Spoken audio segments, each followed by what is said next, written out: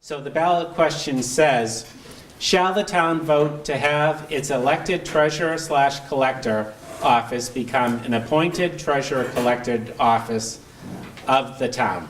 So whether it be an appointed position.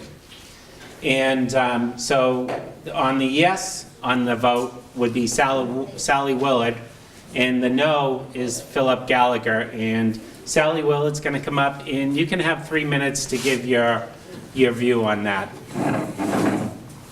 Thank you, Kevin, and thanks to the Council on Aging and Marge for having the forum. I've been to a few of these in the past and found them very informative. You may be asking, why is this question on our ballot? Last spring, our current treasurer, Brian Curtin, announced that he was going to retire. At that time, the Board of Selectmen decided it was a good time to bring the question to the town, should we continue with an elected treasurer-collector, or should we have an appointed treasurer-collector? When Mr. Curtin was first elected 42 years ago, he had a budget, the town had a budget of $20 million. Today, the budget is $150 million. And that doesn't include the amount of bonding that we have for different projects, capital projects.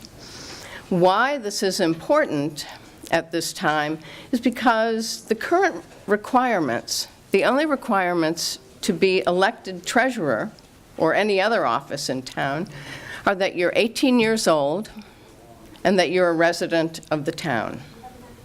The treasurer's job is complicated.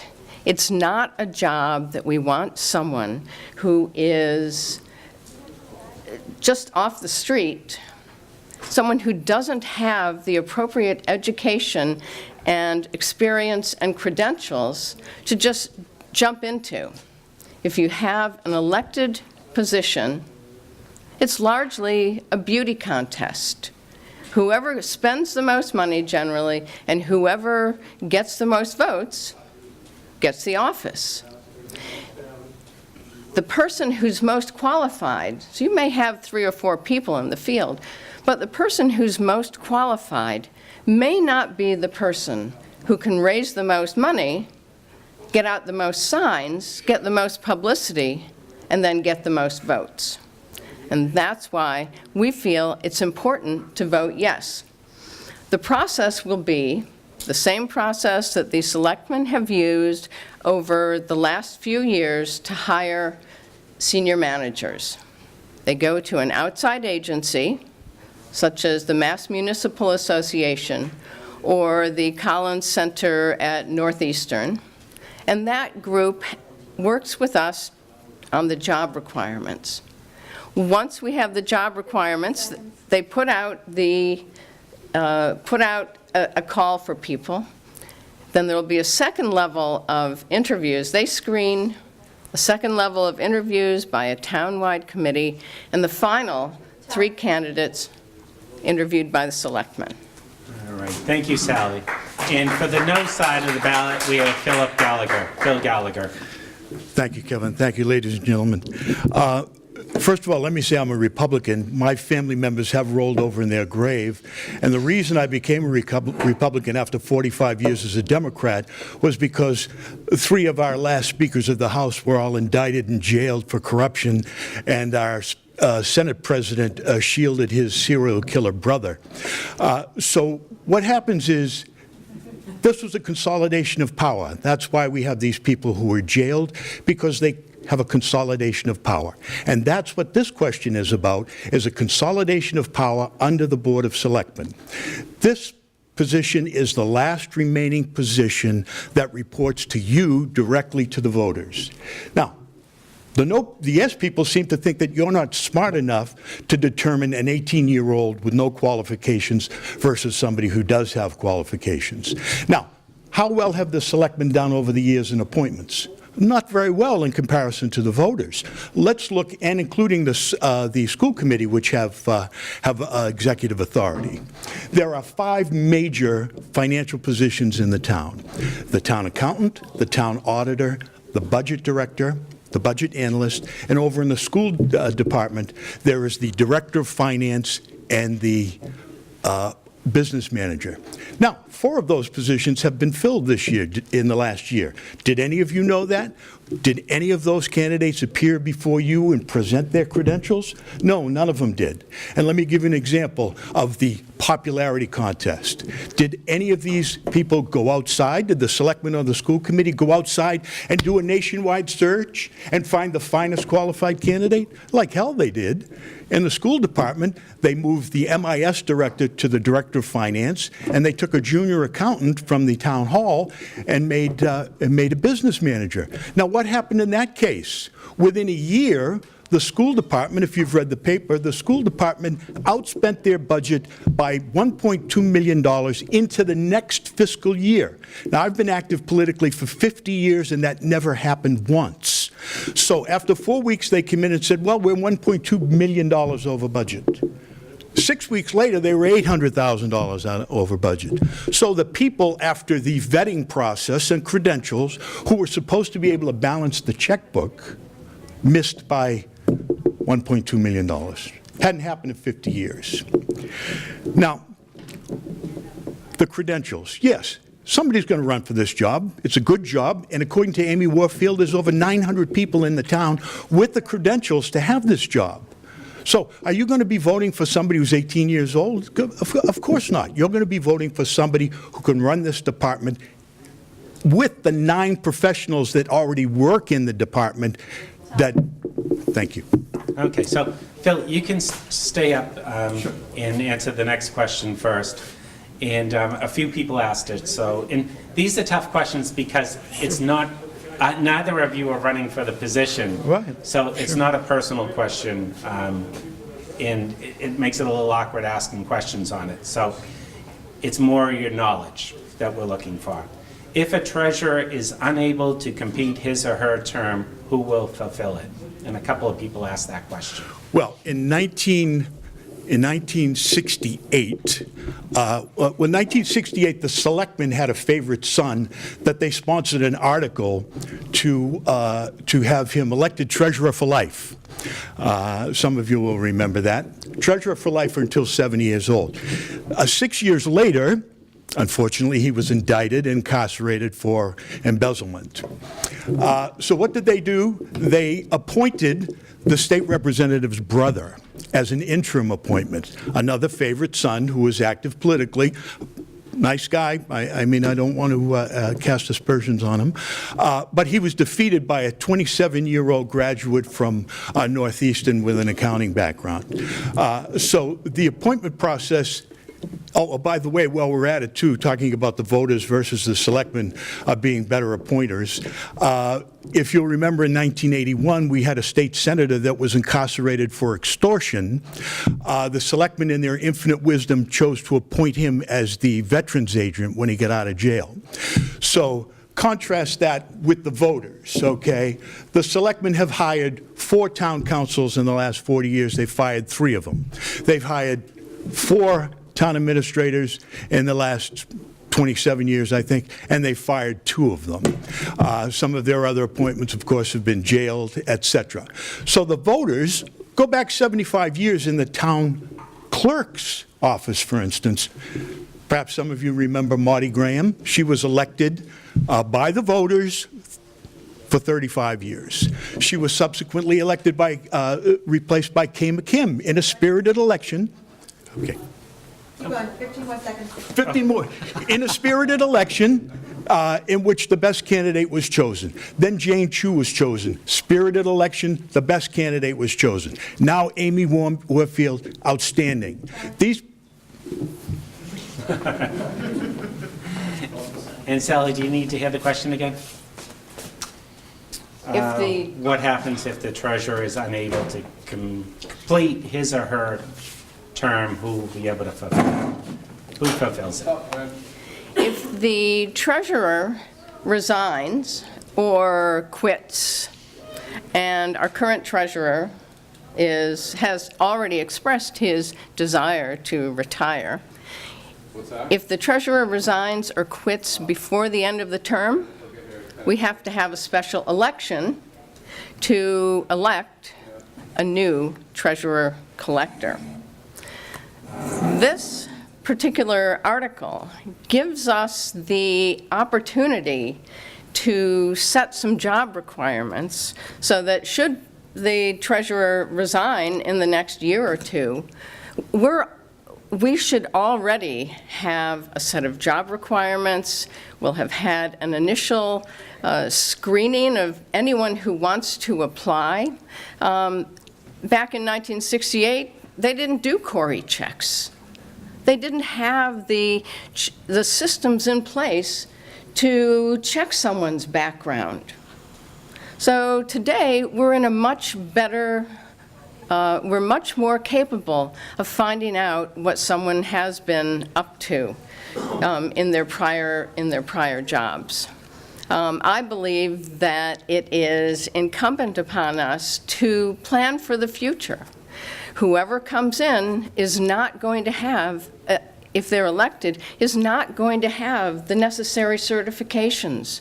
They're not likely to have the information and the experience to manage our cash, to manage our investments, and to manage the bonding process.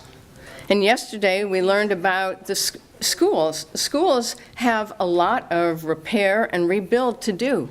All of that has to be bonded, even if we are reimbursed by the state.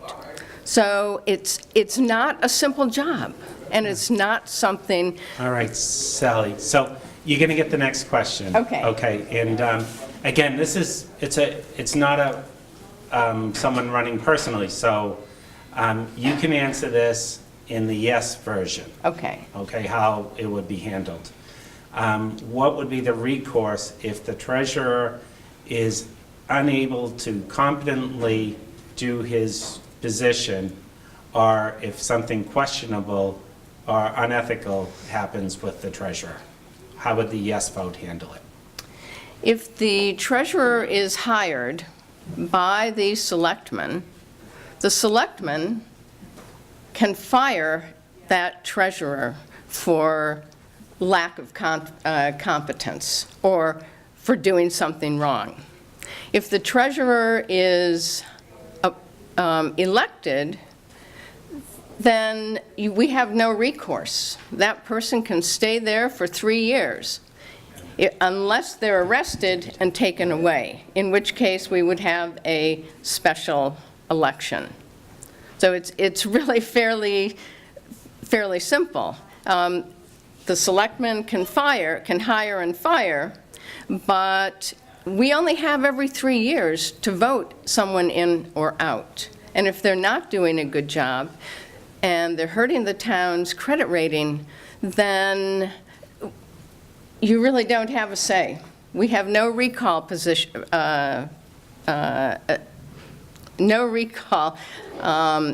provision in our town bylaws. So maybe that would be another good thing to think about. All right, thank you, Sally. So, Phil, you're going to answer this as if the person is elected and is not able to competently perform the job of treasurer or does something unethical. Yes.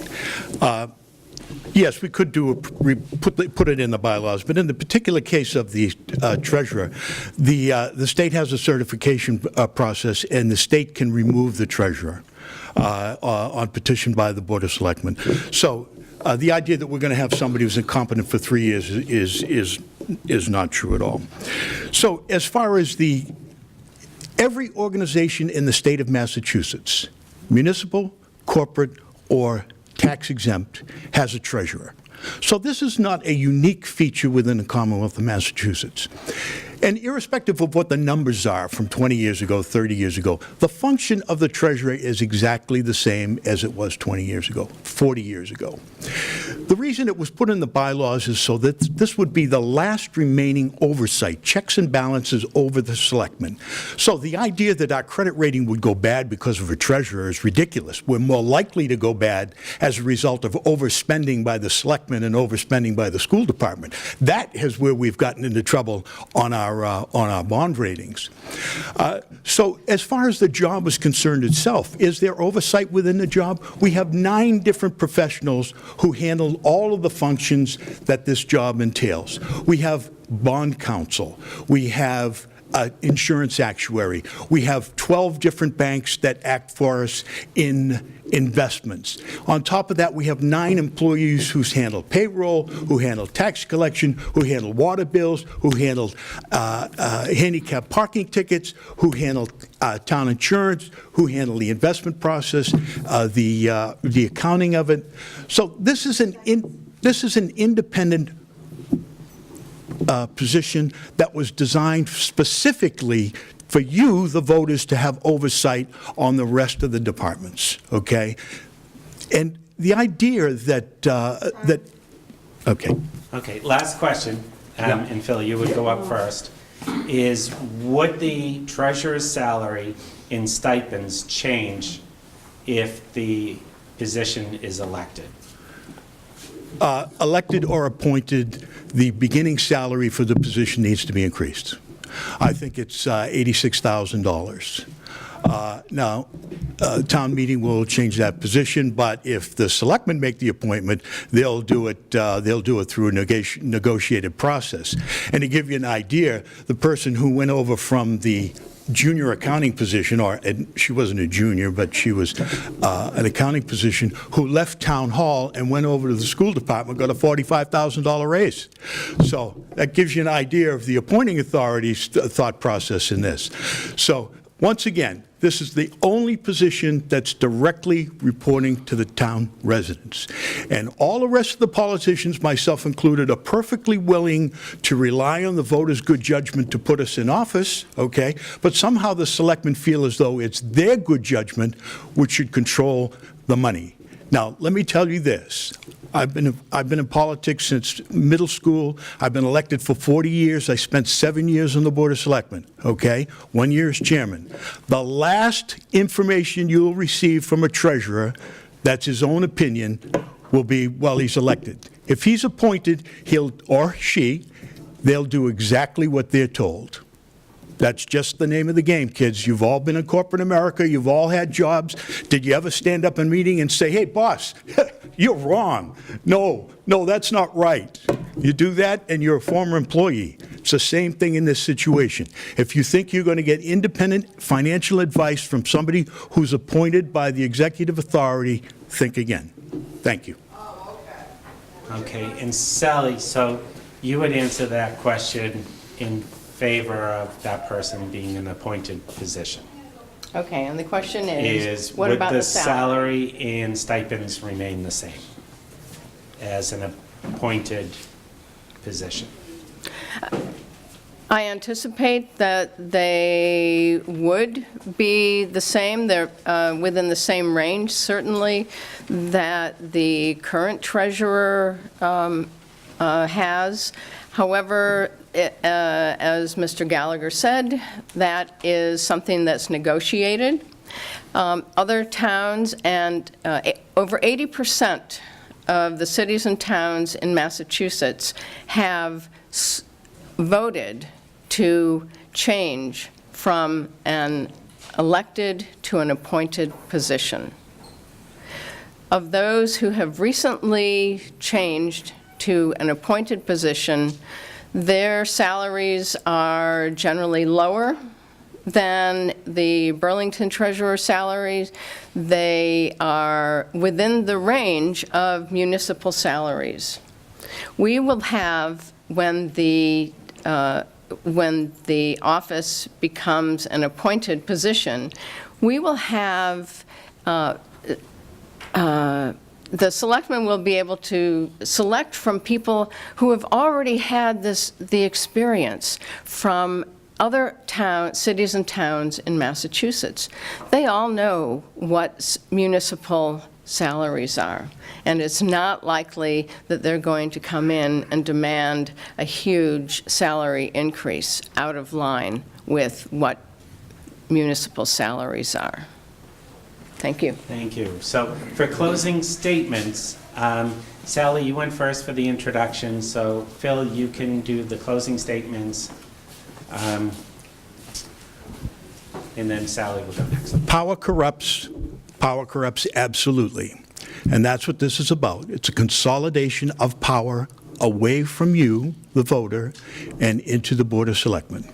Now, let's talk about the vetting process. Okay, I told you those 4 positions, financial positions. Was there a nationwide search for the town administrator? No, there wasn't. They liked him. It was a popularity contest. He had 2 years maybe as the assistant. They moved him in there. How about his replacement? Did any of you even know who he is? Was there a public vetting process? Was he before the voters for 8 weeks? Was he here presenting to you his credentials? No, no. They knew him. He worked over in Woburn, so he came down from a higher job to a lesser job. Was the rest of the state had the opportunity to apply for this job? No. Now, as far as who's going to apply for it, it becomes, say, an appointed position. Not very many people. Same for the town accountant. And the reason is this. If you're in a job in a municipality, the last thing you want your appointing authority to know is that you've made an application to another town. We've seen it. I've seen it a number of times. I've been on board. We had a number of positions, town council, the town administrator, etc., town accountants. Very, very small field of applicants, because the first thing they want to do is call inside of the town and say, hey, is there a favorite son, favorite daughter? If there is, and I don't have a chance, then I'm not going to apply. So the voters, remember, 900 of you are qualified to fill this position with the support system that's in place, plus state certification. So the idea that this is going to be a more efficient process, is going to be a more professional process, that we're going to have a better candidate than we can choose from our own community is nonsense. I suggest and ask respectfully that you vote no. Thank you. Thank you for having us. All right. Thank you. Thank you much. And Sally? 2 minutes. Thank you, Kevin, and thank you all for coming. In closing, I would like to say that the notion that we are going to have the buddy system at work here, I think is a bit of a stretch. And that's what Mr. Gallagher is saying will happen. The selectmen will find their buddies will apply, and the whole thing will be a farce. It hasn't happened that way. We will choose from experienced people with Massachusetts municipal finance experience to be interviewed by a town-wide committee before they ever get to the selectmen. If any of those 900 people in town who are apparently qualified, if any of them want to apply for the position, that's awesome. I think they should, because they will have an equal chance with the other people who go before the independent agency. Now, those people, an appointed position is going to save them a bunch of money. Do you know how much it costs to run for election here? It costs a lot. And the person with the most experience and the best experience may be the furthest from a politician and may be the last one, the one with the lowest votes. So I think it's very important for our future to vote yes, and I urge you to vote yes to appoint the treasurer on April 6th. Thank you. All right, thank you. And let's give a round of applause.